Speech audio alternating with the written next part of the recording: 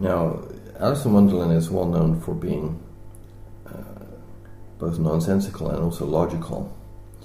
How did you approach writing it from that point of view? Well, I love both the nonsense and the logic, like children do, because for them, those things, and actually for adults too, represent a safe world, a world where there is answers, there's a correct answer, and you can move around in it like within a square, and know what the angles are and how they dissect. When you get to the real world, or the natural world, or the world of the sea,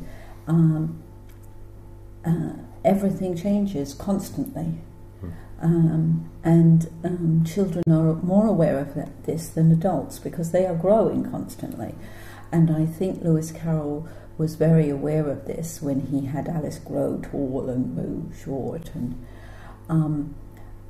a bit like in a fun house of mirrors. But in fact, that's the world as seen from a child's point of view. And what was revolutionary, I think, about his work is that nobody ever said, oh my God, the world through the eyes of the child must look really crazy. And I think that is the precious, what is precious about his books and his writing.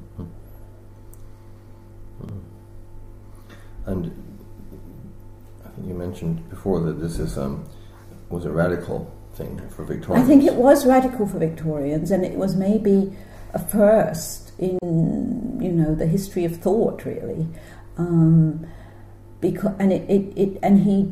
Because he was a teacher of mathematics, Lewis Carroll did realise how sharply it contrasted with the logic and mathematics of the so-called adult world.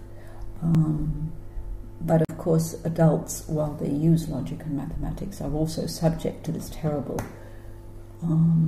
evolution that's going on in themselves and their bodies and the world around them, and ignore it by focusing on what they can achieve mentally.